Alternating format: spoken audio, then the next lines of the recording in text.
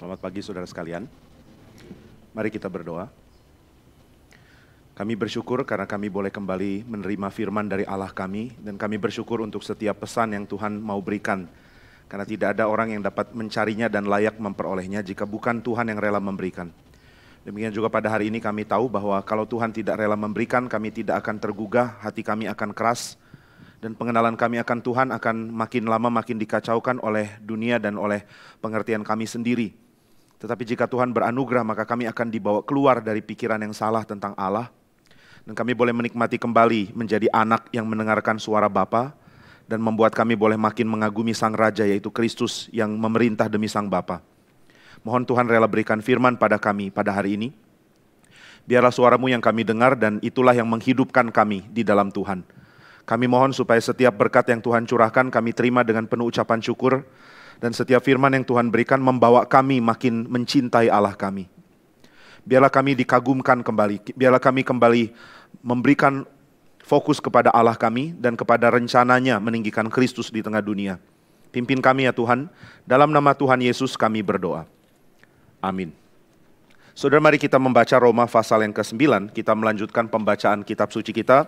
Roma pasal yang ke-9 kita membaca bersama-sama dari ayatnya yang ke-4 sampai ayat yang ke-5. Roma 9 ayat 4 dan 5. Demikian firman Tuhan. Sebab mereka adalah orang Israel. Mereka telah diangkat menjadi anak dan mereka telah menerima kemuliaan dan perjanjian-perjanjian dan hukum Taurat dan ibadah dan janji-janji. Mereka adalah keturunan bapa-bapa leluhur yang menurunkan Mesias dalam keadaannya sebagai manusia yang ada di atas segala sesuatu. Ia adalah Allah yang harus dipuji sampai selama-lamanya. Amin. Ayat 5 bisa juga diterjemahkan, mereka adalah keturunan bapa-bapa leluhur yang menurunkan Mesias dalam keadaannya sebagai manusia. Ia adalah Allah yang ada di atas segala sesuatu, terpuji sampai selama-lamanya. Amin. Saudara, di dalam ayat yang ke-5 itu ada seruan doksologi, seruan pujian kepada Tuhan yang Paulus nyatakan beberapa kali di dalam surat ini. Paulus menyatakan doksologi atau pujian bagi kemuliaan Tuhan di pasal yang pertama, dan Paulus juga melakukannya lagi di pasal yang ke-11. Ini adalah surat yang berkali-kali menyatakan pujian kepada Allah.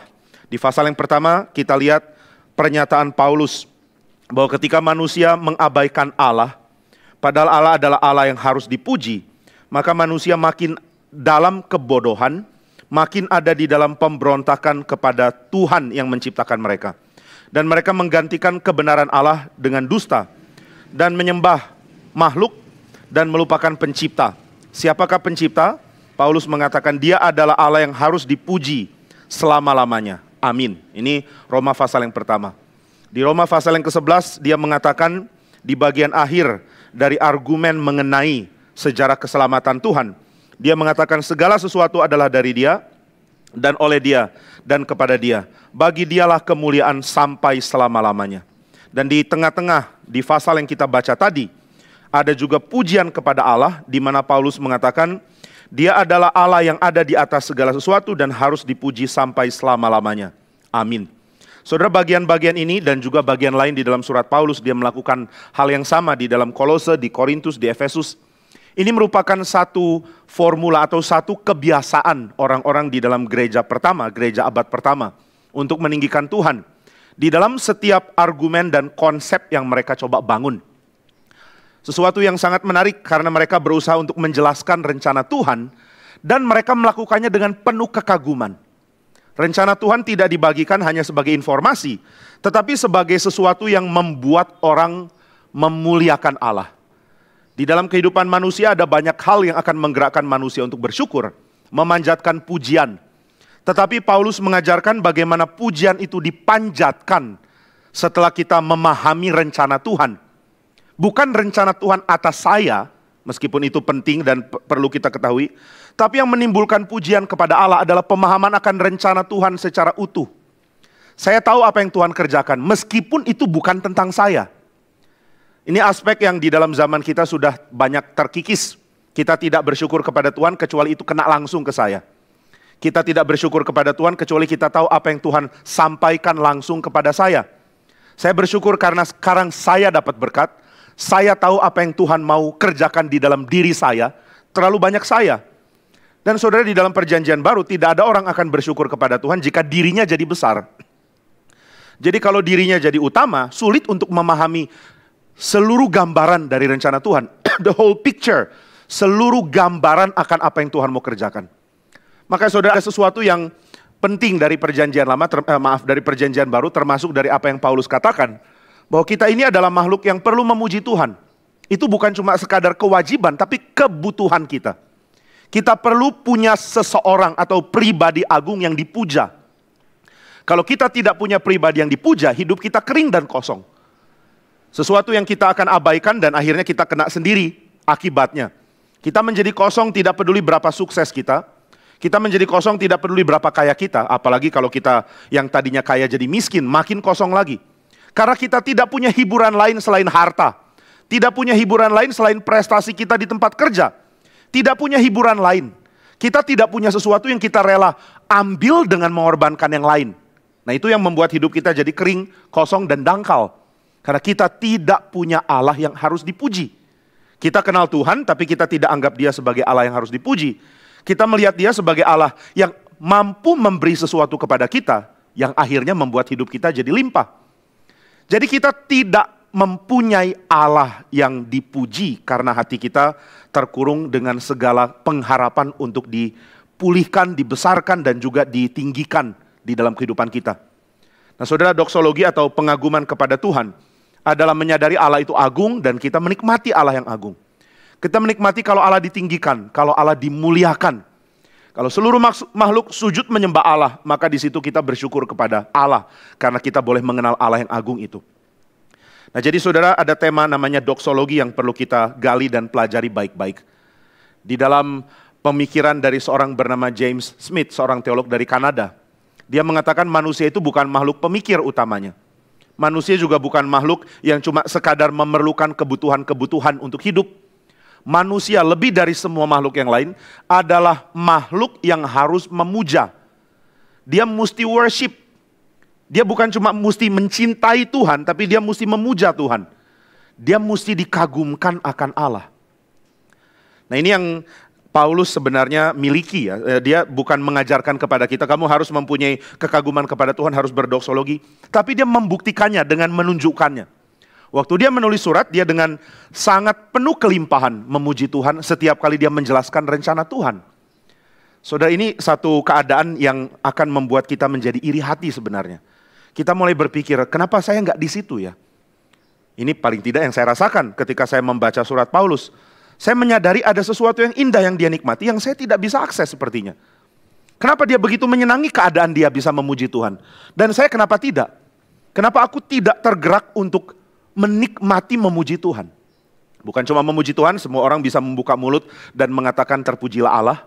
Allah harus ditinggikan sampai selama-lamanya, amin. Itu bukan sesuatu yang sulit. Kita bisa ngomong gitu, kita bisa berdoa seperti itu. Bahkan kita bisa menyerukan terpujilah Tuhan kepada banyak orang. Tetapi apakah itu menyukakan kita? Apakah hal ini membuat kita berlimpah? Ini tema yang banyak orang cari ya, bagaimana hidup di dalam segala kelimpahannya. Ada seorang bernama Platon yang menulis buku judulnya Politeia atau Republik di dalam versi bahasa Inggris. Dia mengingatkan bahwa manusia itu harusnya mencari kebaikan tertinggi. Dia tidak boleh berpuas untuk keadaan stabil, dia harus cari kebaikan tertinggi.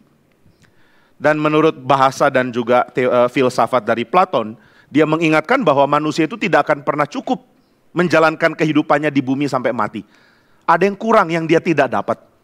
Nah, itu sebabnya dia mencari kelimpahan, mencari kelebihan, mencari kebaikan tertinggi. Dia mencari tahu apakah dengan hidup bergelimang harta akan membuat saya makin berlimpah sebagai manusia. Apakah ini kebaikan tertinggi? Bukan. Apakah cari pengetahuan sampai saya tahu banyak hal, itu adalah kebaikan tertinggi? Juga bukan. Lalu apa ya? Apa itu kebaikan tertinggi? Apakah bertindak moral yang baik? Menjalankan apa yang harus? Mencegah diri dari mengekspresikan hawa nafsu? Mengekang diri dan menjalankan kewajiban. Apakah itu baik? Itu pasti baik. Tapi apakah itu yang terbaik? Apakah itu kebaikan tertinggi? Manusia terus mencari apa itu kebaikan tertinggi. Tapi kitab suci menyatakan bahwa manusia tidak pernah dimaksudkan untuk terpisah dari Tuhan. Dan ketika manusia dikembalikan di dalam relasi dengan Tuhan, maka respons awal atau respons utama bahkan yang manusia miliki adalah memuja Dia, worship, untuk menyatakan keagungan bagi nama Tuhan. Saudara, kita bisa mencintai segala hal dan kita akan mempraktekkan kasih itu dengan cara yang beda. Saudara, mengasihi istri dengan mengasihi rekan tentu akan dipraktekkan dengan cara yang beda. Saudara, mencintai sesama itu juga dipraktekkan dengan cara yang berbeda tentunya. Ketika saudara menunjukkan kasih saudara kepada rekan saudara yang sedang bersalah, dengan menunjukkan kasih kepada rekan yang sedang menunjukkan hal yang baik misalnya. Demikian juga ketika saudara mengatakan, aku mencintai Tuhan. Nah, apa yang harus diekspresikan? Bagaimana mengekspresikan itu di dalam kehidupan? Tentu dengan memuji Dia, tentu dengan doksologi. Dengan menyatakan bahwa Allah yang mulia adalah Allah yang harus disembah.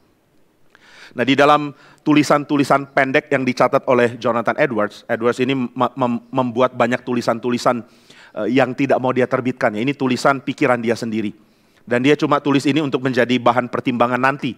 Ini yang akhirnya dikumpulkan di dalam sebuah buku dengan judul Miscellaneous. Miscellaneous ini adalah tulisan-tulisan pendeknya Edwards. Dan ini tidak tentu mencerminkan posisi dia. Karena di dalam tulisan itu banyak spekulasi, banyak pikiran yang dia cetuskan begitu saja dan mungkin kacau. Maka dia tidak terbitkan. Ini cuma dia untuk dia pikirkan kemudian. Nah, tapi di tahun 2000 dari Pusat Studi Edwards di Yale Divinity School, itu menerbitkan manuskrip-manuskrip ini. Jadi buku-buku yang akhirnya kalau dikumpulkan itu ada kira-kira mungkin 5-7 volume. Kalau saya nggak salah, atau 7-10 volume. Nah, ini ada banyak sekali tulisan tentang pikiran yang mendadak dicetuskan oleh Edwards. Yang tidak dimaksudkan untuk diterbitkan sebenarnya. Tapi menarik di dalam banyak bagian itu. Penekanan kepada Allah Tritunggal sebagai Allah yang saling menikmati kemuliaan satu sama lain. Itu jelas dinyatakan oleh Edwards. Jadi dia mengatakan apa sih keunikan kita Allah Tritunggal yang kita percaya? Dia mengatakan Allah Tritunggal adalah Allah yang menikmati kemuliaan satu sama lain.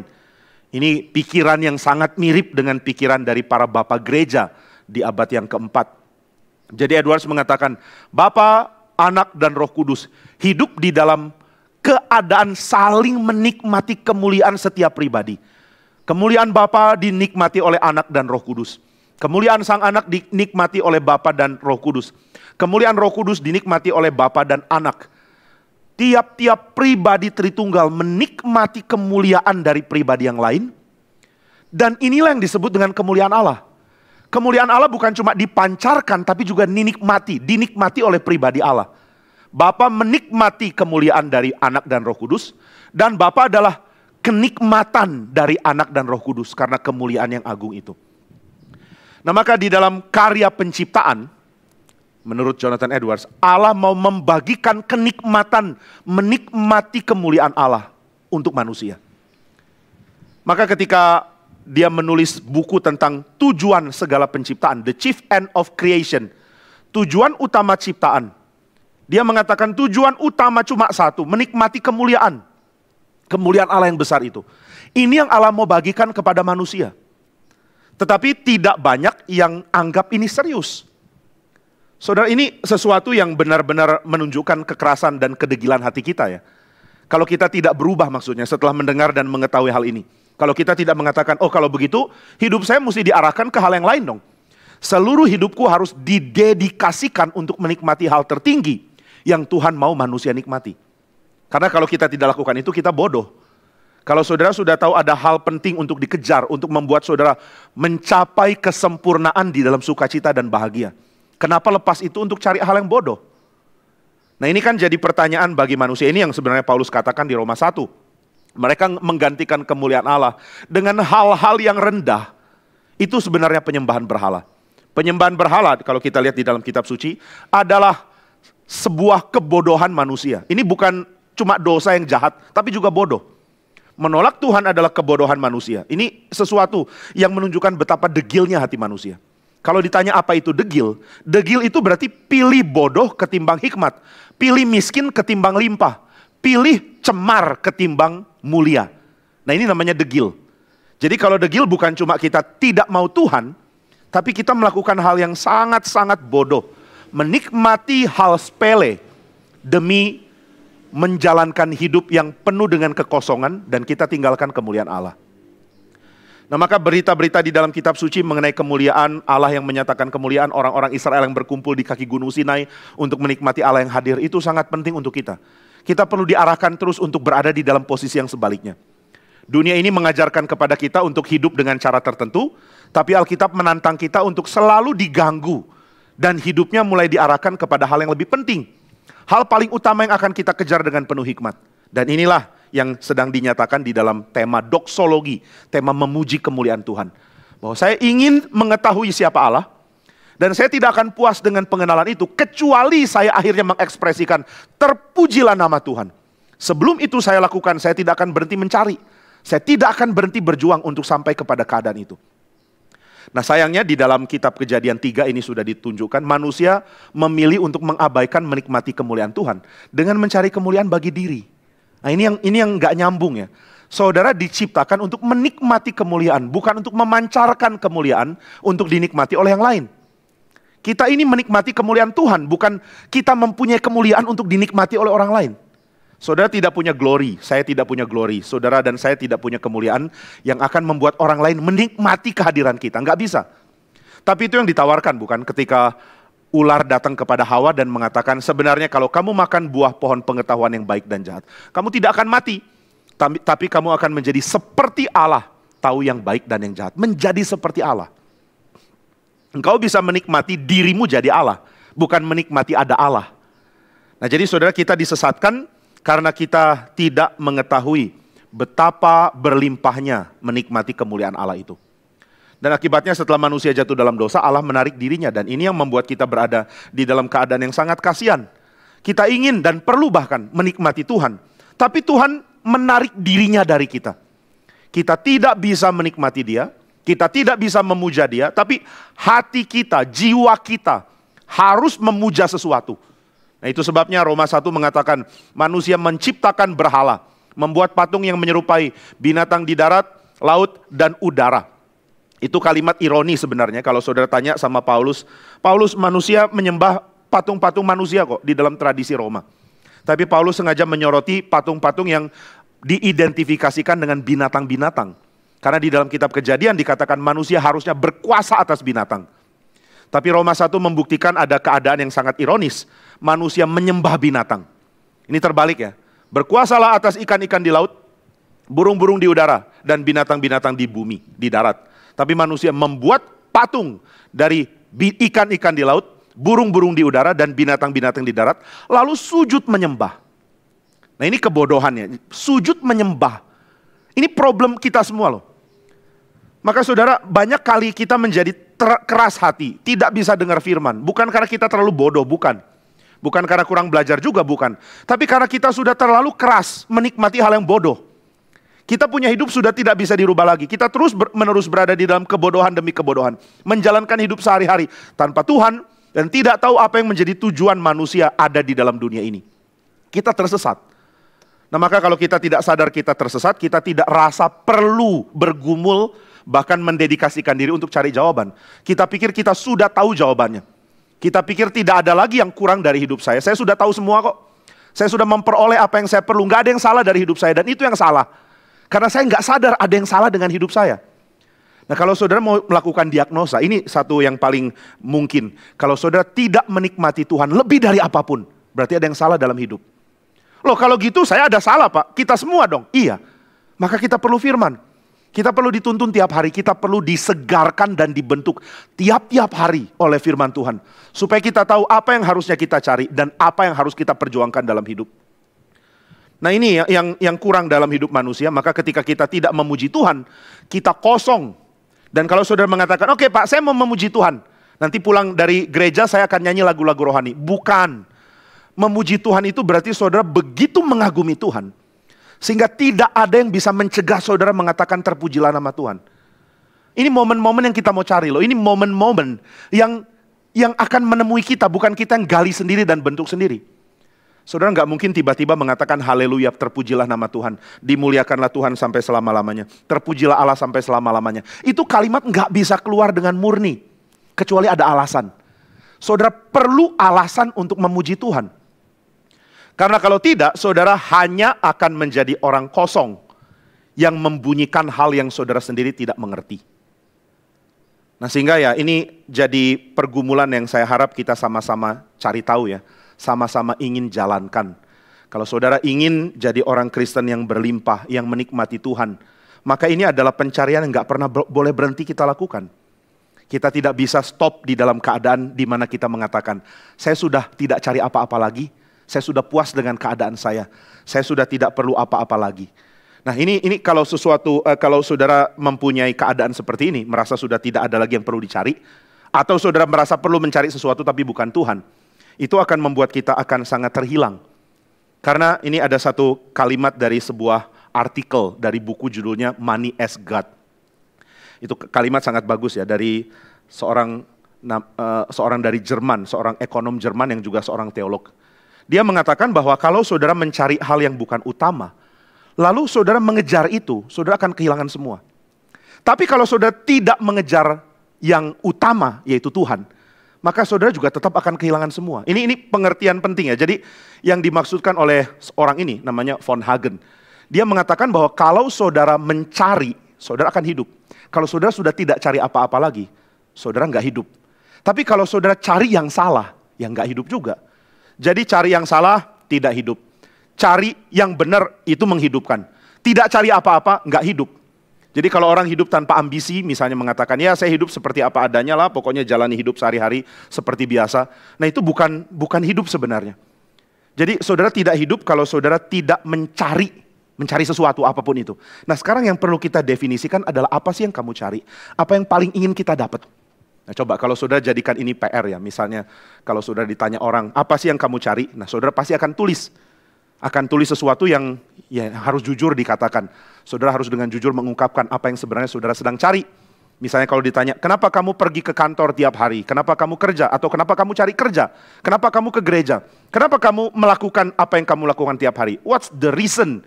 Kenapa kamu lakukan itu? Nah, silakan tulis alasan. Saudara akan menemukan alasan kalau jujur ya. Alasan utama itu adalah dewa saudara. Alasan utama, apa yang saya kerjakan, alasan utamanya apa? Nah kalau alasan yang nggak ada, kalau saudara mengatakan saya sih hidup begitu aja lah, nggak kejar apa-apa. Pokoknya jalani hari demi hari ini hidup, puji Tuhan, besok hidup, puji Tuhan lagi, lusa hidup, puji Tuhan, dapat PR saya kerjakan, sudahlah saya nggak ada ambisi. Cuma menikmati hidup hari demi hari. Berarti saudara sudah puas, saudara sudah rasa cukup dan itu problem. Karena saudara tidak sadar kalau saudara kurang dan kosong. Nah kalau saudara kosong dan kurang, lalu saudara tidak cari, itu kan problem. Nah itu makanya kalau kita bikin list apa yang paling saya inginkan, lalu saudara tulis nomor 1, yang paling saya inginkan adalah bahagia. Itu konsep abstrak. Bahagia itu keadaan. Yang bikin bahagia itu apa? Itu yang harus ditulis. Saya hidup supaya bahagia Pak. Ya apa itu bahagia? Kamu kejar apa supaya bahagia? Nah ini jadi alasan untuk kita hidup sebenarnya. Apa yang bikin kamu bahagia? Oh yang bikin saya bahagia adalah kalau saya punya rumah bagus. Berarti rumah dong yang ditulis di situ, bukan bahagianya. Oke yang bikin saya bahagia adalah rumah. Pertanyaan berikutnya, kenapa rumah? Ya kalau nggak ada rumah kan kehujanan nggak bahagia dong. Berarti saudara cuma mencari aman supaya nggak kehujanan. Pasti bukan itu dong. Alasan apa ya di dalam sebuah keadaan nyaman? Kenapa kita cari keadaan yang bagus? Sebenarnya yang dikatakan di dalam Roma 1 adalah saudara dan saya mencari Tuhan. Saudara dan saya mencari Tuhan, tapi image-nya, bentuknya itu udah lain-lain. Kita nggak cari Tuhan, tapi kita harus cari Tuhan. Hati kita kosong tanpa Tuhan dan kita tidak mau Tuhan. Ini bikin orang berdosa selalu bentur. Selalu ada dalam kenyamanan palsu, di dalam pencarian salah, dan di dalam pengenalan akan Tuhan yang terdistorsi, terbelokkan kemana-mana. Dan jangan pikir ini adalah semacam kekuatan yang cuma sekali datang pada orang berdosa. Sekali saudara dipengaruhi dosa, selamanya saudara dipengaruhi oleh momen itu. Tidak. Dosa senantiasa memperbarui konsep berpikir saudara hari demi hari. Ini ketekunan dari dunia, dari setan, dan dari dosa untuk mengarahkan saudara makin jauh dari Tuhan. Saudara sedang senantiasa dibentuk di dalam cerita dunia ini, supaya saudara diperbarui pikirannya, diperbarui dalam tanda kutip dan negatif ya. Diperbarui untuk makin menjauhi Tuhan. Diperbarui untuk makin menikmati hal yang bukan Tuhan. Dan kalau ini bukan problem, ya kita tidak ngerti kekristenan. Karena kekristenan memberikan jawaban atau memberikan tantangan terhadap pencarian kosong itu. Kekristenan hadir di dunia untuk mengatakan, hei manusia, tidak tahukah kamu kalau engkau salah mencari? Tidak tahukah kamu kalau kamu salah jalan? Mari balik ke sini. Nah, jadi kalau kita tidak rasa kita salah jalan, kekristenan itu meaningless. Nggak ada arti. Apa gunanya aku percaya Tuhan? Aku sudah di jalan yang benar kok. Nah, itu sebabnya Alkitab menekankan perlunya manusia untuk menyembah Tuhan. Dan ini yang Tuhan buat ketika orang Israel keluar dari Mesir. Saudara mesti pikirkan ini baik-baik loh. Israel itu bangsa budak. Lalu Israel yang diperbudak oleh Mesir dibebaskan oleh Tuhan. Apa yang Tuhan mau beri kepada mereka ya? Tuhan mau lakukan apa kepada mereka? Tuhan mau bebaskan mereka dari Mesir untuk membuat mereka tetap jadi budak? Tentu tidak. Kalau di dalam kitab suci ditekankan bahwa Tuhan membebaskan mereka dari keadaan budak menjadi anak. Israel adalah anak sulungku, demikian firman Tuhan. Tuhan berjaga-jaga untuk melindungi Israel yang adalah anak-anaknya. Anak-anak Israel adalah anak-anaknya Tuhan. Tuhan bebaskan mereka dari Mesir, dari kondisi budak menjadi anak.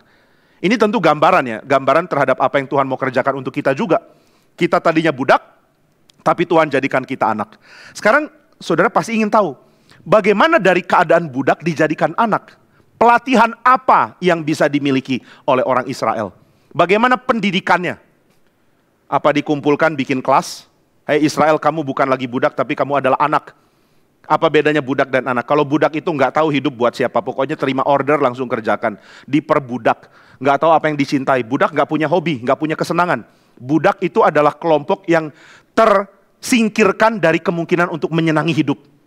Nggak ada kesenangan jadi budak. Budak tidak bisa menentukan dia mau apa. Budak tidak bisa menentukan tujuan hidup yang mau dia senangi dan dia cari. Nggak ada budak yang sedang diperbudak lalu mengatakan, saya menjadi budak demi mencapai satu cita-cita hidup yang bahagia. Nggak bisa. Perbudakan atau menjadi budak adalah berarti berada dalam keadaan tersingkirkan dari segala kemungkinan menikmati hidup. Nah, jadi Tuhan menyingkirkan Israel dari kondisi seperti itu loh. Tuhan bebaskan mereka dari keadaan budak. Dan ini yang Tuhan mau beritahu, kita sedang diperbudak. Kita sedang kehilangan kesenangan, kita pikir kita senang padahal tidak. Apa bedanya budak dan orang bebas? Di dalam tradisi Yunani, tentu perjanjian baru banyak dipengaruhi oleh tradisi perjanjian lama ya. Tapi jangan lupa ada unsur Yunani juga di dalam pemikiran perjanjian baru. Di dalam tradisi Yunani, budak adalah orang yang tidak punya waktu luang cukup untuk membuat hidupnya nikmat. Nggak ada waktu luang cukup. Dan ini yang unik ya, kalau saudara baca dari tulisan-tulisan orang-orang Yunani. Apa sih waktu luang itu gunanya? Waktu luang itu gunanya untuk belajar. Kalau saudara belajar, saudara mengetahui banyak hal, saudara bukan budak. Wah, ini unik ya, saudara jadi budak berarti saudara nggak tahu apa-apa. Kenapa nggak tahu apa-apa? Karena sehari-hari hidupnya dipakai untuk kerja terus. Diperbudak orang. Ini saya nggak ngomong gini untuk membuat saudara merenungkan kembali status pegawai saudara ya. Wah, saya jadi budak ini kayaknya. Setelah Pak Jimmy ngomong baru saya sadar. Saya kerja setiap hari lalu pulang sudah kecapean, nggak sempat baca buku. Kalau gitu saya mau berhenti. Ya silakan at your own risk. Gitu ya, silakan putuskan sendiri, tapi jangan salahkan saya. Nah, tapi intinya adalah di dalam tradisi Yunani, saudara bisa menjadi orang bebas yang ada waktu luang. Waktu luang ngapain? Menikmati hidup. Waktu luang untuk membuat saudara menikmati hidup. Bagaimana hidup bisa lebih nikmat? Nah, perhatikan, ini kalimat bijaksana sekali ya. Saudara, hidup itu jadi lebih nikmat. Bukan karena saudara menikmati sesuatu dari luar ke dalam. Tapi karena saudara punya cara pandang dari dalam keluar. Cara pandang dari dalam keluar. Saudara melihat dunia dengan berbagai sudut pandang. Itu membuat limpah, membuat kaya.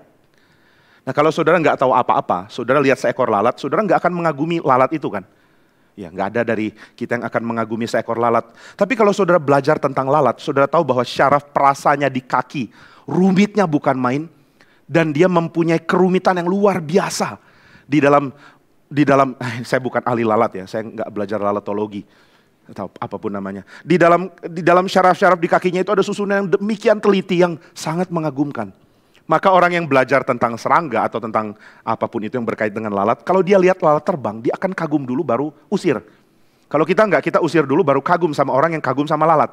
Kok lu bisa kagum sama lalat?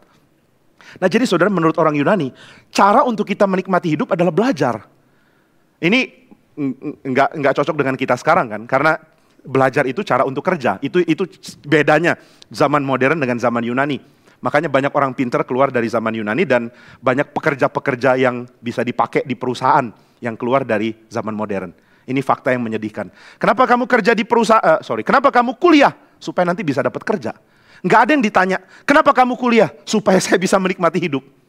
Kalau mau nikmati hidup ya jangan kuliah dong, itu kan bodoh. Dapat paper, ujian, kemudian belajar, baca buku. Menikmati hidup tuh main sepak bola atau main game, itu menikmati hidup. Enggak. Karena saudara tidak bertambah di dalam kemampuan untuk melihat lingkungan. Saudara lihat langit yang biru dan saudara rasa bosan lihat langit. Kenapa bosan? Karena saudara nggak tahu apa-apa tentang itu. Tapi kalau saudara belajar tentang alam, tentang space, tentang ilmu perbintangan, baru saudara sadar, alam tuh gede banget. Saya pertama kali baca di ensiklopedia yang saya punya waktu masih kecil ya. Di situ dikatakan matahari adalah bintang cebol. Saya kaget, bintang cebol maksudnya apa?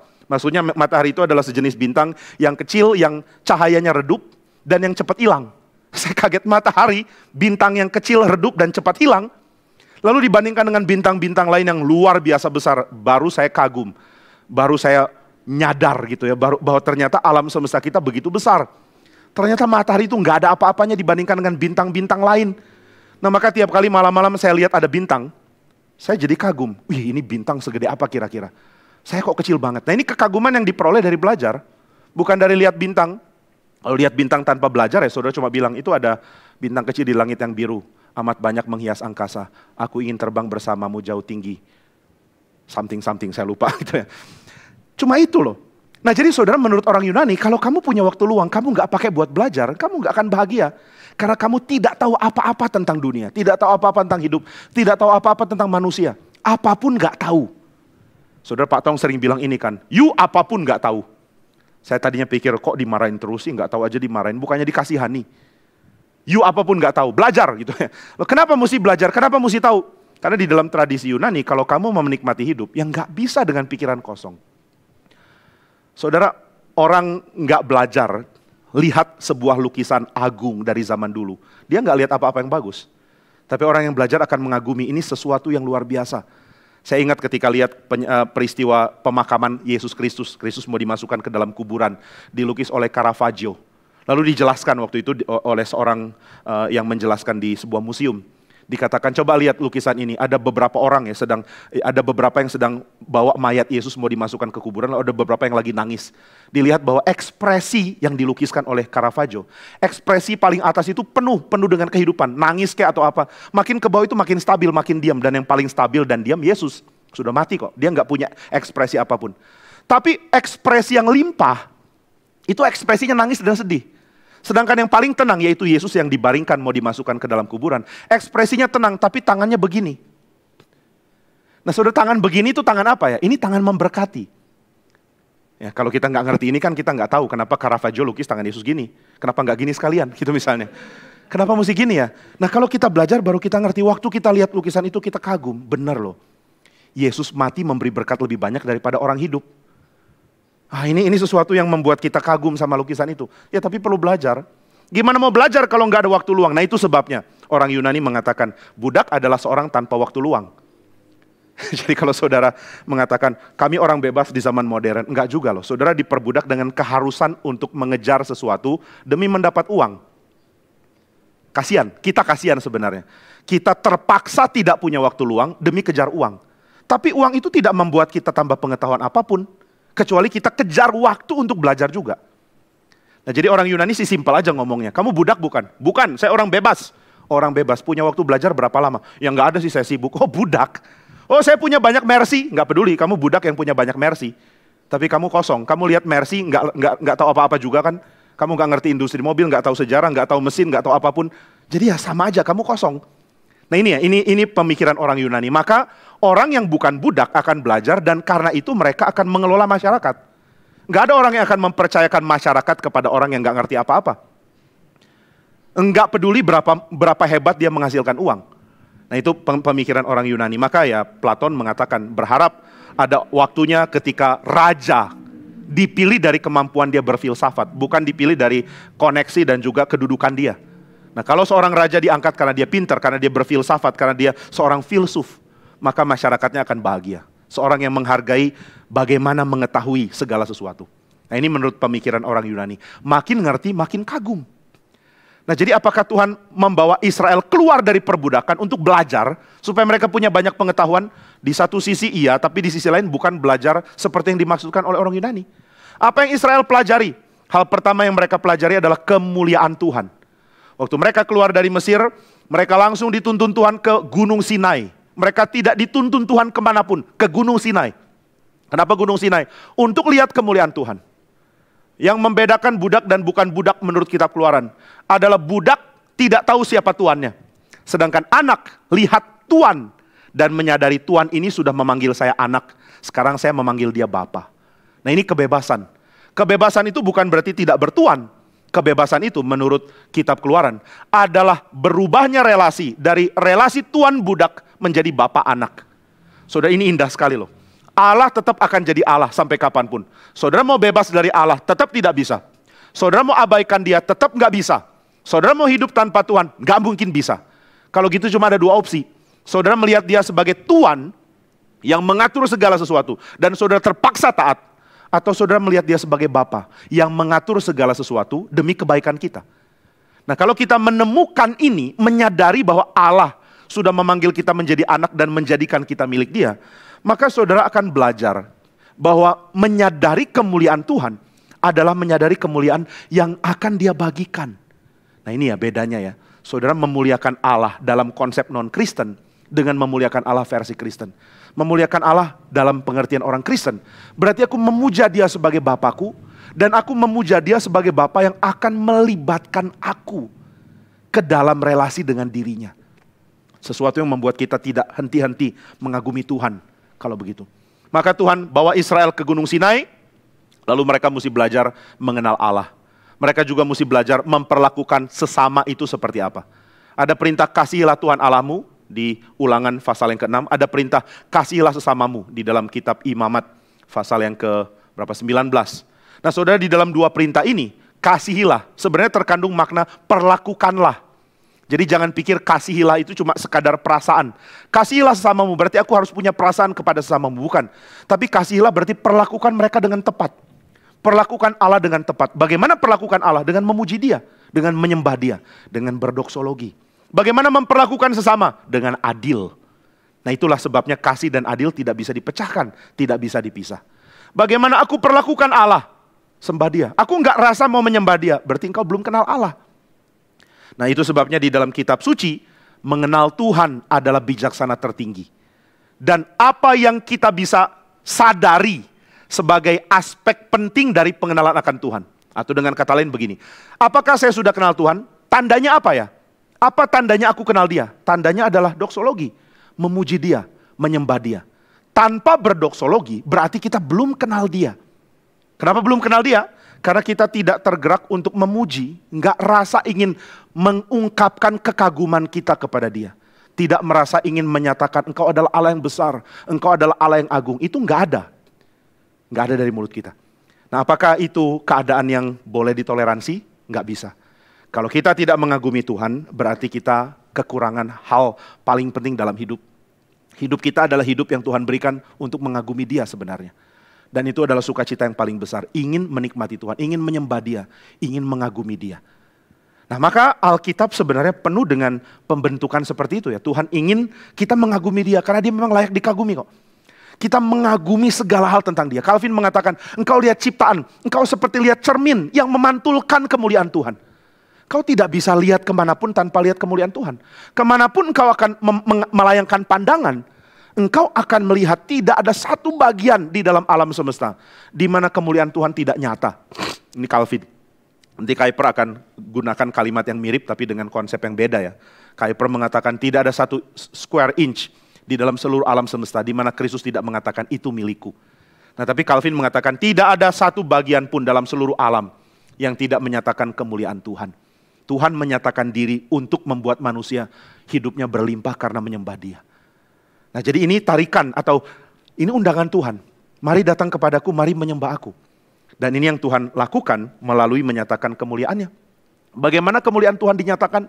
Di dalam perjanjian lama Allah menyatakan diri sebagai Allah yang dahsyat, yang mulia, yang hebat, yang besar. Tapi kalau kita baca di dalam kitab Yesaya, pernyataan kemuliaan Tuhan itu mulai ada unsur lain yang kita tidak bisa duga. Di dalam kitab Yesaya mulai pasal 40 dan seterusnya, ada pernyataan kemuliaan Tuhan yang akan Tuhan nyatakan melalui cara yang tidak akan pernah disadari orang Israel. Ini adalah cara yang akan membuat orang kagum, kaget, dan tidak antisipasi sebelumnya.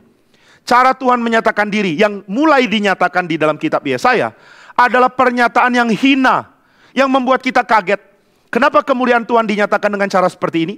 Nah, ini yang Paulus kemudian nyatakan, bahwa saya bisa menikmati Allah yang mulia karena aku menyembah Dia. Siapa Dia? Bapa yang Maha Kuasa, yang menarik orang untuk datang kepada Dia. Siapakah Dia? Sang Anak yang Maha Kuasa, yang membuat kita mengenal Allah yang penuh cinta kasih dan rela mengosongkan diri. Dan inilah pasal 9. Pasal 9 adalah doksologi kepada Kristus. Kristus disebut sebagai Allah yang harus dipuji sampai selama-lamanya. Amin. Nah, inilah aspek berikutnya dari menyadari kemuliaan Tuhan. Saudara menyadari kemuliaan Allah dengan mengetahui bahwa Dia tidak mungkin dikagumi dan disadari dan dikenal kecuali melalui Kristus. Hal yang mulia dari Allah adalah Allah rela menyatakan diri dalam rupa manusia. Hal yang mulia dari Allah adalah Allah bersama dengan kita untuk membawa seluruh sejarah berada di dalam titik puncak di dalam kehadiran dari Sang Anak ini. Tidak ada agama ataupun kepercayaan yang meletakkan seluruh sejarah kepada satu pribadi selain Kristen.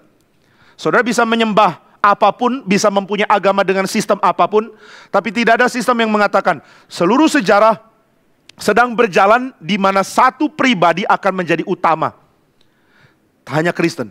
Kalau saudara mengatakan, oke Pak, Kristus adalah utama dalam sejarah. Utama dalam hal apa? Nah, perhatikan kalimat berikut yang akan saya katakan. Kristus menjadi utama karena Dia mengambil segala hal yang jelek dan buruk dari sejarah dan membawa segala hal yang baik dan penuh pengharapan ke dalam sejarah.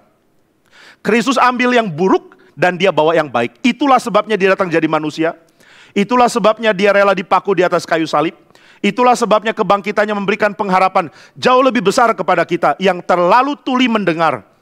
Kita sudah dengar Tuhan menyatakan diri, tapi kita terus tuli. Kita terus dengar pernyataan Tuhan, tapi kita abaikan. Kita benar-benar sengsara dan kasihan. Saudara dan saya adalah orang-orang yang kasihan, yang terlalu tidak peka menerima firman dari Tuhan, yang tidak mau apa-apa dari Tuhan, yang tidak pernah digugah untuk berubah, yang kesukaannya selalu terbatas pada diri, yang tidak lihat Tuhan mulia, yang sudah puas dengan apa yang diri bisa dapatkan atau apa yang mungkin diri bisa dapatkan. Ada satu kalimat bagus dari seorang teolog Swiss bernama Hans Weber. Dia menjelaskan apa itu pengharapan. Dia mengatakan kalimat begini, kalau pengharapan itu adalah sesuatu yang mungkin saya capai, itu bukan pengharapan, itu cita-cita. Saudara bisa punya cita-cita, dan ini yang saya mau katakan. Saudara mau cita-cita jadi orang terkaya sedunia pun itu bukan pengharapan. Karena itu terlalu kecil dan gampang. Menjadi orang yang sukses dan kaya itu bukan pengharapan. Karena itu nggak ada apa-apanya kok. Saudara kalau tanya saya sejujur-jujurnya, Pak jujur ya Pak, sebagai manusia, sesama manusia berdosa.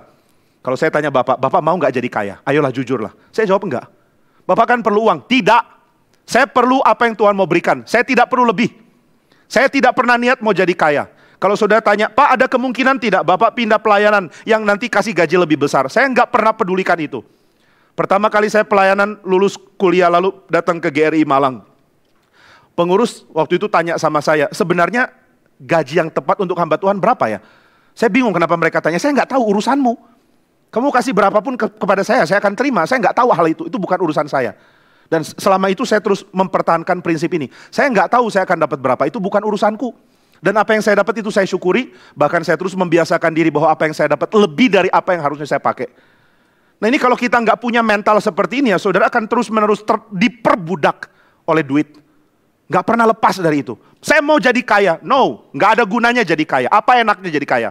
Paling tidak dapat pelayanan kesehatan lebih baik, bisa bayar. Orang kaya bisa bayar, orang miskin mana bisa bayar. Orang kaya bisa bayar, tapi orang kaya nggak bisa bergumul.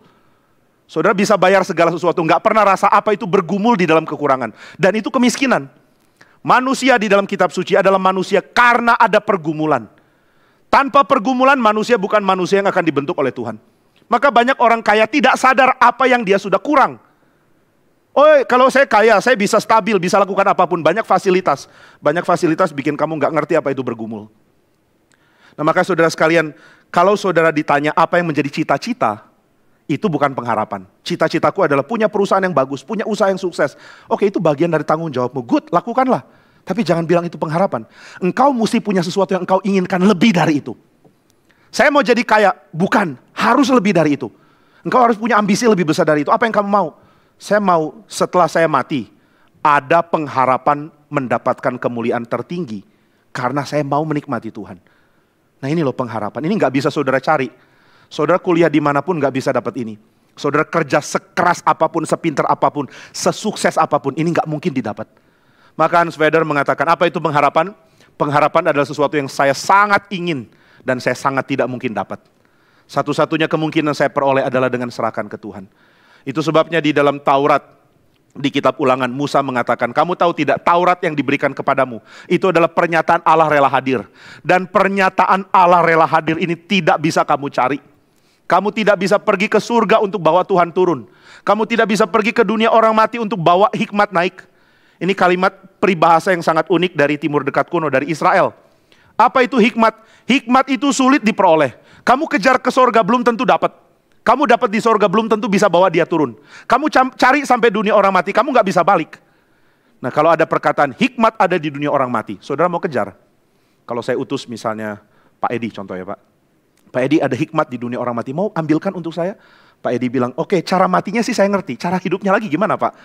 Saya juga nggak tahu ya, berarti kalau dia dapat hikmat di dunia orang mati, dia nggak bisa datang ke saya untuk memberitahukan inilah rahasia hidup. Kalau cari ke surga bagaimana? Kalau engkau cari ke surga nggak tentu diizinkan bawa ke bumi. Saudara pergi ke surga, belajar dari Allah, dari malaikat lalu dapat hikmat. Saudara mau pulang ke bumi ditahan di gerbang. Siapa kamu? Jimmy Pardede. Mau kemana? Mau balik ke bumi. Abis curi rahasia surga ya? Oh iya, ini saya mau bagi. Nggak boleh. Saya ditahan di sana. Ya puji Tuhan kalau ditahan di surga ya. Selama-lamanya pun nggak apa-apa. Tapi intinya adalah peribahasa Yahudi mengatakan hikmat itu tidak bisa diambil di dunia orang mati karena kamu nggak bisa balik. Nggak bisa diambil ke surga karena nggak tentu diizinkan. Nggak mungkin diizinkan bawa turun. Jadi bagaimana bisa dapat hikmat? Inilah hikmat itu. Nah ini yang Musa katakan. Tuhan tidak dicari ke surga. Tidak dicari ke dunia orang mati. Dia sudah ada di tengah-tengah kamu. Inilah perkataan Taurat. Jadi saudara Musa mengatakan Taurat itu pemberian. Kamu gak bisa cari. Nah Paulus mengatakan di dalam suratnya. Bahwa apa yang kamu cari dari Tuhan. Dari sorga dan dunia orang mati. Itu hanya mungkin digenapi oleh Kristus. Ini jeniusnya Paulus atau inilah indahnya firman Tuhan. Semuanya berkait. Maka Paulus mengatakan siapa bisa dapat firman ambil dari sorga? Gak bisa. Ambil dari dunia orang mati, tidak bisa. Siapa yang pernah ke sorga dan pernah ke dunia orang mati? Yesus. Yesus dari sorga ke dunia orang mati dan dia bangkit. Maka hanya dia rahasia hikmat. Nah ini yang Paulus paralelkan, Taurat dan Kristus. Maka saudara di dalam kitab suci ditekankan, engkau tidak mungkin kenal Tuhan, kemuliaannya terlalu besar. Tapi kalau dia bawa ke dalam dunia dan kemuliaannya bisa engkau kenal, Allah sendiri jadi manusia. Maka engkau akan bersyukur kepada dia. Nah saudara ini kalimat yang sangat jarang terdapat ya di dalam ayat yang kelima ini. Siapakah Kristus? Ia adalah Allah yang harus dipuji sampai selama-lamanya. Amin. Tata bahasanya ya saudara harus tahu ya dalam tulisan asli Yunani. Mereka menulis itu di dalam atau salinan-salinannya adalah di dalam huruf kapital semua dan tidak ada spasi. Untuk menghemat kertas. Kertas itu mahal sekali. Jadi mereka akan tulis tanpa ada spasi sama sekali. Saudara bayangkan tulisan seperti itu berarti saudara harus memperkirakan potong di mana. Kalau spasi aja nggak ada apalagi tanda baca. Nah kalau tanda baca nggak ada, berarti semua tanda baca ini adalah tafsiran. Seluruh tanda baca di dalam kitab suci ditambahkan mulai di dalam abad yang keempat. Kalau ditambahkan berarti bisa ada salah titik, salah koma dong, mungkin. Makanya ada beberapa variasi dari penerjemahan kalimat ini kan. Tapi variasi manapun agak sulit untuk membuat ini bukan berbicara tentang Yesus. Coba kita lihat ayat 5 ya. Mereka adalah keturunan bapak-bapak leluhur yang menurunkan Mesias dalam keadaannya sebagai manusia yang ada di atas segala sesuatu. Lalu masuk doksologi. Allah harus dipuji sampai selama-lamanya. Amin. Kenapa Paulus tiba-tiba doksologi ya?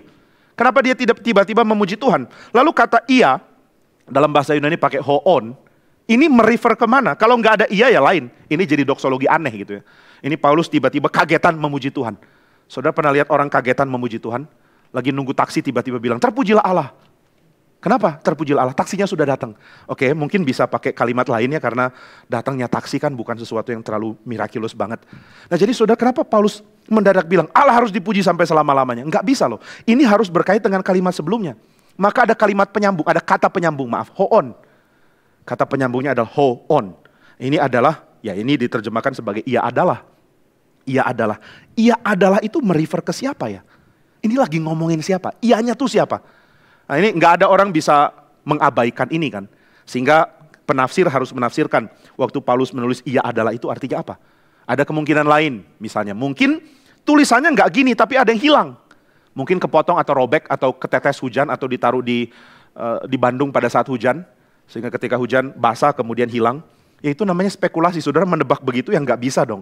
Saudara menebak sesuatu yang mungkin terjadi. Nggak sekalian bilang. Mungkin surat Roma ini sebenarnya ada 28 pasal. Tapi kepotong jadi tinggal 16. Itu nggak ada dasar berargumen seperti itu. Jadi kita tidak bisa mengasumsikan ada yang terpotong di sini. Kalau ada yang terpotong, yang paling mungkin itu Korintus ya. Kalau saudara membaca di dalam Korintus ada kalimat Paulus mengatakan, aku lebih suka mati daripada titik. Itu ada di dalam bahasa Indonesia, itu tulisannya udah hilang. Jadi kita nggak tahu Paulus lagi ngomong apa. Saya lebih suka mati daripada apa? Titik-titiknya. Nanti kalau sampai ketemu Paulus, bawa Alkitabmu ya. Lalu suruh Paulus isi titik-titik. Isilah titik-titik ini, apa yang kamu katakan. Tapi bagian lain aman. Bagian lain tidak ada yang hilang itu. Dan saya percaya bagian Korintus yang hilang itu ya sesuatu yang Tuhan tidak mau kita tahu juga, bukan sesuatu yang berarti sampai membuat kita harus mewarisi kalimat itu. Nah jadi di dalam bagian ini kita harus asumsikan semuanya mulus. Ia adalah Allah yang harus dipuji sampai selama-lamanya. Ia itu siapa? Masa leluhur Israel? Mana ada Abraham, Ishak, Yakub disebut Allah?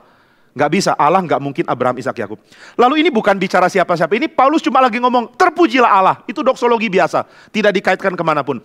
Kalau tidak dikaitkan kemanapun, kata hoon jadi problem. Kenapa ada kata ia adalah? Siapakah ia di sini? Nah kalau saudara baca dari ayat 1 sampai ayat 5, saudara tidak menemukan alternatif lain. Ia itu cuma Kristus, Mesias. Nggak ada yang lain. Nah jadi kalau orang mau bertanya apakah pernah ada klaim Yesus itu Allah, ya ini satu-satunya yang jelas-jelas ngomong begitu. Nah kalau saudara tanya, kenapa cuma ini, yang lain kenapa enggak? Kenapa Paulus tidak jelas-jelas bilang di mana-mana dalam kitabnya Yesus adalah Allah? Karena perkataan itu akan sangat berpotensi membuat orang jadi Sabelian. Saudara ngerti problemnya ya? Teologi Kristen itu diganggu oleh banyak aliran bidat. Arianisme salah satunya. Arianisme ini marak sekali di timur. Arianisme mengatakan bahwa Yesus itu bukan Allah yang sama dengan Bapa. Kenapa ya ajaran ini dipertahankan oleh banyak orang? Karena mereka percaya kalau Yesus dan Bapa itu satu, nanti kita masuk ke dalam Sabelianisme. Sabelianisme itu berarti percaya Allah itu cuma satu pribadi tapi berubah-ubah. Bapa jadi anak, jadi Roh Kudus, tapi satu juga, satu pribadi. Ini bidat juga. Jadi kekristenan itu benar-benar harus hati-hati mengekspresikan pengertian doktrinalnya. Karena salah ngomong, maka kita akan jatuh dalam satu bidat aliran kiri. Tapi kalau salah ngomong yang ekstrim lain, jatuh dalam bidat lain di aliran kanan. Saudara mengatakan Yesus adalah Allah, itu mengamankan saudara dari bidat Arianisme. Tapi tidak mengamankan saudara dari bidat Sabelianisme. Berarti Yesus dan Bapa itu satu orang dong. Satu pribadi yang sama dong. Enggak. Sabelianisme mengatakan Yesus dan Bapa itu satu pribadi yang sama. Dan ini kita tolak. Kalau begitu susah ya jadi Kristen. Ya saya kutip perkataan Pak Tong, jadi Kristen memang susah. Tapi jadi nggak Kristen lebih susah lagi. Kalau mau coba ya, selama seminggu ke depan saudara jadi orang kafir dulu. Tapi minggu depan lagi bertobat, Paskah. Jadi momen yang tepat untuk bertobat. Saudara akan sadar, kebingungan yang didapatkan karena tidak percaya Allahnya orang Kristen lebih sulit. Nah dan kita punya sejarah gereja untuk membantu kita merumuskan pengertian kita sebenarnya. Ini masalahnya orang Kristen sekarang yang nggak mau belajar, makanya kita kebingungan, mati-matian bingung. Banyak orang mengatakan doktrin Tritunggal itu bingungnya bukan main. Iya, tapi akan tertolong kalau kamu belajar sejarah. Karena bukan kamu yang bergumul mengerti Tritunggal. Gereja sepanjang zaman sudah bergumul itu kok. Dan gak mungkin selama 1900 atau 2000 tahun gereja ada. Gak ada hasil dari pergumulannya. Masa selama 2000 tahun gak ada penjelasan tentang Tritunggal yang membantu kita untuk mengerti? Mana mungkin? Sudah ada dari abad keempat. Sudah ada dari pemikiran para bapak gereja. Nah itu sebabnya ada batasan. Hati-hati jangan percaya Allah Tritunggal dengan pengertian Sabelian. Bapa berubah menjadi anak. Jadi yang datang ke dunia menjadi manusia dilahirkan oleh Maria itu sang Bapa. Dia menjadi Yesus. Lalu Yesus naik ke surga, dia turun lagi jadi Roh Kudus. Itu Sabelian. Dan itu kita tidak percaya. Oh kalau gitu Bapa dan Yesus lain. Betul, ini dua pribadi yang beda. Jangan disatukan. Kalau begitu Yesus bukan Allah yang sama dengan Bapa. Nah ini problem. Jadi Arian. Jadi saudara lihat ya, kenapa ya Paulus hati-hati sekali memberikan penjelasan tentang siapa Yesus. Dia tidak melakukan sesuatu yang membuat kita berpikir Sabelian. Dan dia tidak melakukan sesuatu yang membuat kita berpikir Arian. Nah itu sebabnya kalau saudara bilang, saya mau percaya Yesus adalah Allah. Kalau Paulus langsung ngomong, Yesus adalah Allah. Tapi itu potensi membuat kita jadi Sabelian. Berpikir bahwa Bapa berubah jadi Yesus. Dan ini problem. Makanya Alkitab itu sangat penuh bijaksana ya, saudara. Baca dengan teliti dan saudara akan sadar. Ada kehati-hatian di dalam merumuskan pengertian tentang siapa Kristus. Dan ini yang gereja juga harus sadari. Nah, kalau saudara bicara sama orang mengatakan, saya tidak mau jadi Kristen, karena saya tidak percaya Yesus adalah Allah. Karena Alkitab sendiri pun nggak ngomong itu. Ya saudara jelaskan apa yang saya jelaskan. Karena ngomong itu dengan gamblang, itu tidak mempermudah keadaan. Tidak membuat solusi. Karena setelah itu orang akan berpikir Yesus adalah Bapa. Dan itu akan problem. Karena dia bukan Bapa. Dia adalah pribadi yang berbeda dari Sang Bapa. Kalau dia pribadi yang beda berarti dia bukan Allah. Dia Allah. Maka kita percaya, kekristenan percaya Allah Tritunggal, satu Allah, tiga pribadi. Kalau kita bilang satu pribadi, Sabelian. Kalau kita bilang tiga Allah, ya kita menjadi bidat, menjadi gnostik. Dan itu yang kita tidak mau. Nah maka saudara bagian ini sebenarnya sangat menjelaskan bahwa Yesus adalah Allah yang harus dipuji sampai selama-lamanya. Amin. Kata hoon ini tidak bisa diabaikan dan tidak bisa dicoret dan dibuang. Ada yang menerjemahkan begini, Allah adalah keberadaan yang harus dipuji sampai selama-lamanya. Amin. Itu adalah tafsiran memakai sudut pandang orang Yunani yang mengatakan hoon itu adalah penjelasan untuk ada. Tapi saudara saya ragu, atau bahkan bukan saya para ahli kebanyakan ragu kalau Paulus berbicara dengan cara seperti itu. Jadi ini sebenarnya kalimat simpel kok. Ia adalah Allah yang harus dipuji sampai selama-lamanya. Ia itu siapa? Yesus, Sang Mesias. Jadi Sang Mesias itu adalah pribadi yang membuat Paulus berdoksologi. Jadi saudara nggak usah bingung ya kalau mengatakan, saya tidak mau percaya Yesus adalah Allah sampai ada bukti yang jelas. Ini salah satu bukti yang terjelas. Tapi yang Paulus mau tekankan bukan cuma sekadar, oh karena aku menyamakan Yesus dengan Allah maka aku memuji dia. Bukan. Tapi karena dia mengetahui bahwa Kristus yang datang ke dalam dunia adalah yang akan membuat semua jadi satu di dalam dia. Yang ada di atas segala sesuatu. Ini kalimat sebelumnya ya. Mesias diturunkan dalam keadaannya sebagai manusia. Yang ada di atas segala sesuatu. Whom is above all. Di sini ada kata yang mirip dengan hoon juga. Dia, yaitu Sang Mesias, adalah yang ada di atas segala sesuatu. Atau dia yang adalah Allah, adalah yang ada di atas segala sesuatu. Yang manapun sama. Yesus di atas segala sesuatu atau Allah di atas segala sesuatu. Dua-duanya sedang berbicara tentang Kristus di sini. Yang Paulus memaksudkan adalah semua pengharapan Israel digenapi di dalam Kristus. Itu sebabnya kita meninggikan dia. Itu sebabnya kita mengatakan, terpujilah engkau sampai selama-lamanya. Amin. Kenapa engkau memuji Yesus? Karena di dalam dia pengharapan yang tidak mungkin saya capai dengan kekuatan sendiri akan digenapi oleh Tuhan. Saudara, Kristus adalah yang membawa semua kelimpahan mengenal Tuhan itu loh. Saudara akan mempunyai kekaguman kepada dia yang menopang segala sesuatu. Saudara, kenapa mengagumi Tuhan itu penting? Karena dia topang semua. Semua yang memelihara saudara itu di tangan dia. Kita seringkali lihat bagaimana orang dunia bangga kalau dia punya koneksi.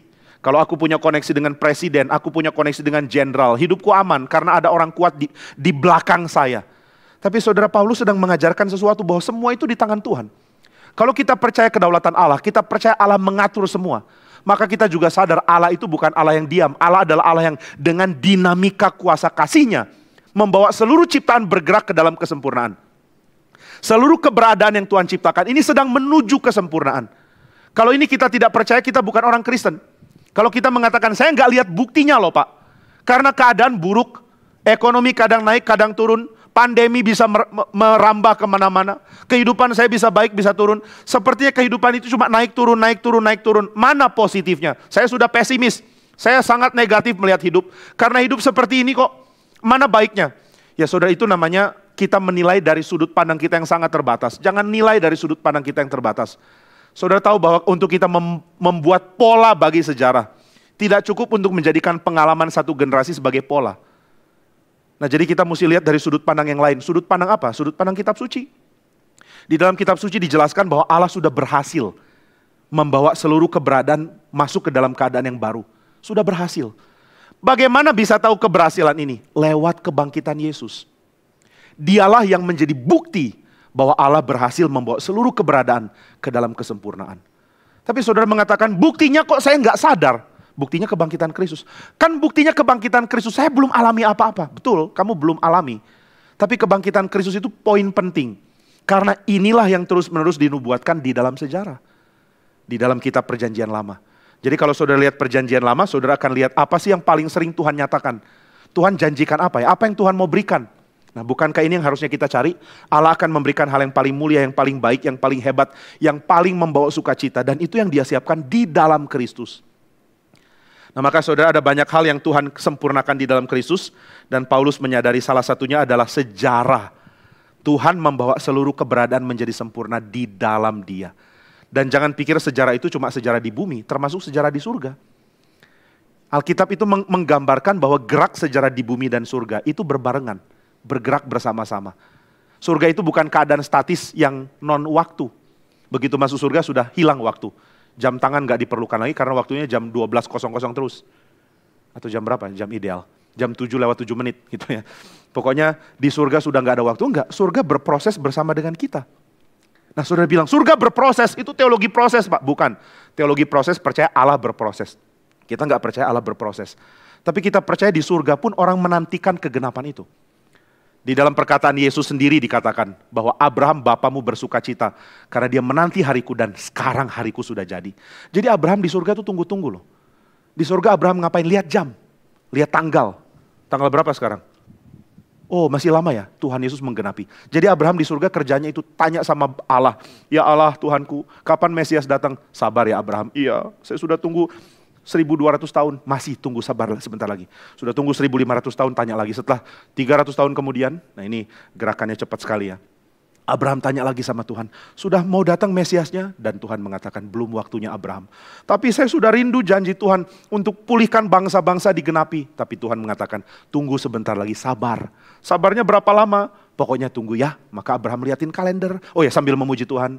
Selesai memuji Tuhan, lihat kalender lagi. Memuji Tuhan lagi. Maret sudah lewat, lalu April, kemudian Mei, Juni, oh tanggalan dulu lain kan tanggalan sekarang. Lalu dia tunggu-tunggu, Tuhan sudah 1500 tahun dari janji Tuhan, sudah mau digenapi, sabar. Masih belum juga, sabar. Abraham tunggu, sudah 1800, Abraham tanya, apakah waktunya sudah genap? Lalu Tuhan suruh dia lihat ke Bethlehem. Ada bayi lahir. Lalu Abraham tanya, itukah dia? Dan Allah mengatakan, itulah dia. Dan Abraham bersuka cita. Ini yang Yesus katakan, kamu tahu tidak Abraham bapamu bersuka cita melihat hariku? Lalu orang-orang Israel tanya, hah? Kamu belum 40 tahun, kamu sudah kenal Abraham. Belum 50 tahun, sudah ketemu Abraham. Lalu Yesus mengatakan, sebelum Abraham, aku ada. Itu kalimat menunjukkan kealahannya dia. Jadi saudara, Abraham di surga nunggu. Nunggu apa? Nunggu saatnya Yesus datang. Lalu di dalam kitab Wahyu pasal 6, ada orang-orang yang sudah dipenggal karena kesaksian Kristus. Mereka ada di surga. Yang dilakukan mereka adalah menunggu. Sama, Tuhan berapa lama lagi? Kami sudah nggak sabar lihat bumi diperbarui. Kapan? Jadi sorga dan bumi berproses menantikan kegenapan. Maka Kolose mengatakan Kristus adalah kegenapannya. Di dalam dialah kesempurnaan sorga dan bumi terkandung. Saudara dapat berita sebesar ini, tidak ngeh juga. Saudara dapat Injil seagung ini, masih pikir hal-hal remeh. Itu bodoh sekali. Saudara mesti mengatakan, kalau aku sudah percaya Kristus, aku sudah percaya titik kulminasi, titik klimaks, titik sempurna sorga dan bumi, itu dia. Sekarang titiknya tidak lagi berupa waktu, tapi berupa pribadi. Dialah tempat sempurna, dialah saat sempurna, dialah keberadaan sempurna dari sorga dan bumi. Jadi yang Paulus sedang tekankan adalah para bapak Israel itu, orang-orang Israel adalah penerima janji. Mereka bukan penggenap janji, itu yang Paulus katakan ya. Mereka adalah orang Israel, mereka diangkat menjadi anak, mereka telah menerima kemuliaan dan perjanjian. Mereka bukan penggenapannya. Mereka menerima janji. Mereka dapat janji, kesempurnaan sorga dan bumi akan datang lewat kamu. Nah itu yang Tuhan nyatakan. Jadi Israel bangga, lewat kami datang kesempurnaan, bukan kamilah kesempurnaan. Maka Israel harusnya menanti. Menanti siapa? Menanti siapa? Menanti sang Mesias. Dan ketika Mesias datang, harusnya mereka seperti Paulus mengatakan, engkaulah Allah yang harus dipuji sampai selama-lamanya. Kenapa Yesus itu disamakan dengan Allah? Karena tidak mungkin kegenapan langit dan bumi, sorga dan bumi, digenapi di dalam pribadi yang bukan Allah. Simple pemikirannya. Kalau kita berharap kepada Allah, maka penggenap dari segala sesuatu itu pasti Allah dong. Kalau saudara mengatakan, tidak ada bagiku harapan selain di dalam engkau.